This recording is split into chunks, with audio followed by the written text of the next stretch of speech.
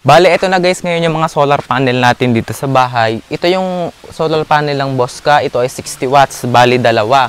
Tapos, ito yung 100 watts naman ng Ryzen. Tapos, another 100 watts ulit ng Ryzen. Gusto ko kasi sana bumili ulit ng Ryzen katulad nito, yung 100 watts. Ang problema lang ay ubos na. So, ang natira na lang sa kanila ito. Ito yung bagong dating ko ngayon. And mayroon ako napansin na hindi maganda dito. So, mamaya we will tackle about that. Tapos, ito naman yung 200 watts ng Jinko Tiger Neo. Ito naman yung mga maliliit. Ito yung 20 watts. Ito yung kauna-una akong solar panel ng Ryzen din. Tapos, ito naman yung sa 16 watts ng CC lamp. So, itong dalawa na to ay hindi na nag-work ng ayos. Itong dalawang maliit.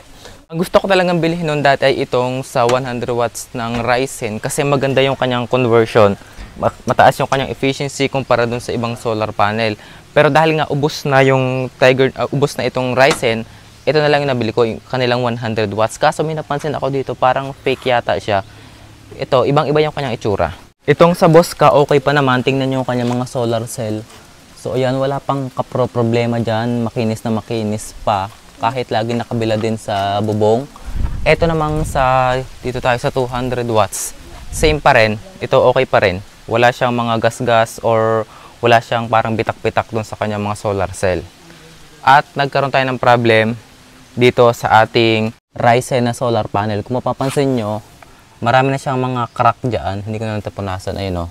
Meron siyang mga parang snail trail dyan. Yung mga dinaanan ng snail. Parang crack. Tapos yung ating 100 watts naman, meron na rin ako napansin din eh. Ayan o, malalaki. Ayan, parang, ayun o, mga ikas-ikas na yan, mga crack na maliliit sa loob. Hindi siya sa bubog sa labas, kundi talagang sa loob. Ayan o, crack talaga siya, biyak talaga. And pansin ko talaga ito, isa pagkabuhat-buhat ko din minsan, nababagsak talaga. Pero yung sa loob, katulad ito, hindi, sa katagalan na lang siya, at saka sa sobrang init din siguro. Tapos yung bagong bili kong solar panel naman, ito. Ayan. Itong isa, hindi ko pa talaga ito nabibilad sa sikat ng araw. Ito ay naka-standby lang sa loob. Ito namang isa, sinubukan ko siyang gamitin sa mga project ko nung nakaraan ko, napanood nyo na. At ito yung napansin ko. So ayan o, tingnan nyo. Merong parang kupas. Yung kulay niya ay malamlam. Tapos dito, after mga 3 days kong ginamit, binilad ko sa bubong. Ayan, nagkaroon siya ng parang sunog or kupas. Tapos dito naman sa baba, meron pa siya mga katulad niya rin. Pero yan, ito malamlam din yung kanyang kulay. Tingnan nyo. Ayan. Para mapusyaw. Tapos ito naman, hindi naman talaga parang sunog or kupas. Kasi pag pinirat mo sa loob, okay pa rin naman. For example, ito, piratin ko sa loob. Ayan o, nabubuo pa rin. Kumbaga parang kumawang yung kanyang bubog dun sa solar cell. Ayan o. Tapos kapag pinaslightan mo sa loob, nilagyan mo ng flashlight or ilaw, same pa rin, wala namang transparent na kulay. Tapos pansin ko parang talagang nasunog siya dito, ayan o. Yung lid niya, baskbar, ayan o, kumapal. Tapos nag-dislocate, kumilo ng konti. Pero pag tinignan mo naman sa likod, okay pa rin naman, hindi siya nagta-transparent. Kaya parang hindi naman siya tarpaulin. Yun nga lang, ganyan. So, mas magandang tingnan na lang natin yung kanyang efficiency, yung kanilang power output. So ngayon, ang unahin natin i-test yung efficiency o yung power ay unahin natin dito sa 60 watts ng Bosca. Ito ay 60 watts. Ang gagawin ko muna, ilalagay ko na lang muna dito sa bubong para same yung kanilang light, sunlight. Ito. So Bosca na 60 watts. Gagamitan ko na ang MC4 connector na may 10 gauge na wire. Ito. Tapos gagamit din tayo ng solar charge controller na MPPT, itong Elejoy, step down 400 watts. So din mas madali naman tong ikabit. Ayun guys, kinabit ko yung solar panel at battery dito sa Elejoy, kaso sa kasamang palad nasira yata itong Elejoy na to. Nagkamali ako ng kabit ng positive at negative dito sa battery. Nagkamali yung polarity. That's why ginamit ko na lang munang solar charge controller ay itong sa baterya power. Pareho naman silang MPPT. So ito, tingnan natin yung pagkakaiba ng kanilang mga power. Ayan ngayon yung 60 watts ng Bosca. Ang naiibigay niyang power ngayon ay ito, 38.30 watts. Ayan. 20, bumaba pa. 23. Base kanina nakapagbigay siya ng 38 watts. Bumababa. Ayan, 37. So, sa maximum niya kanina ay 38. So, subukan naman natin dito sa 100 watts na Ryzen. Ito yung sa Ryzen. Ilagay ko lang sa bubong.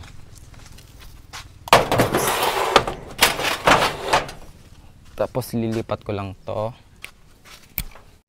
So, ayan yung 100 watts ng Ryzen. Dito naman sa ating battery ay nakapagbigay ng ito, 26 watts. Mababa oh. 26.93. Mahina yung power niya. Dito naman tayo sa isa. Eto.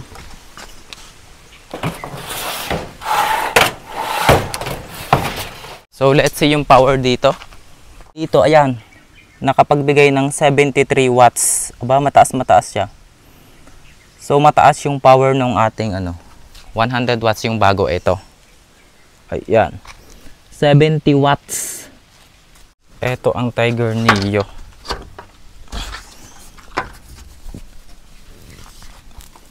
Oops.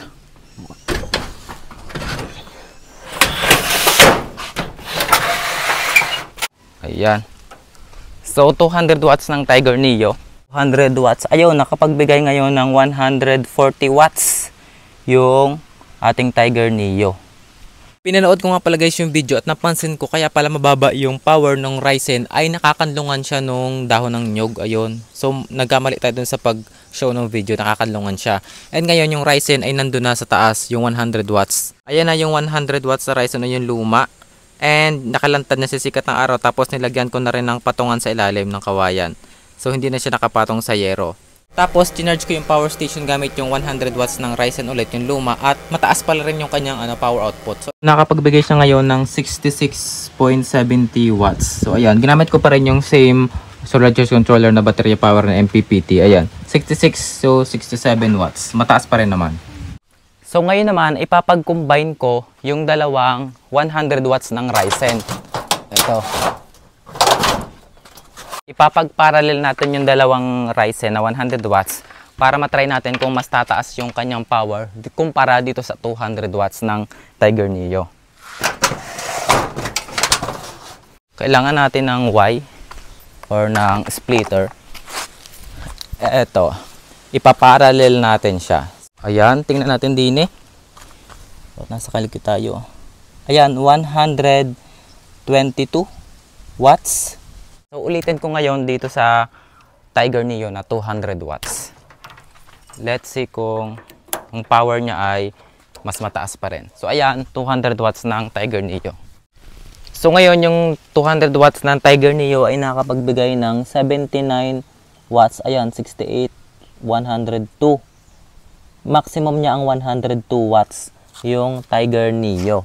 So, ayun guys, overall, pagdating sa efficiency, ay eto, pangalawa lamang itong Tiger Neo natin, masyadong mababa. So, pagdating sa palakasan ng efficiency, panalo pa rin talaga ang Ryzen. Itong 100 watts nila.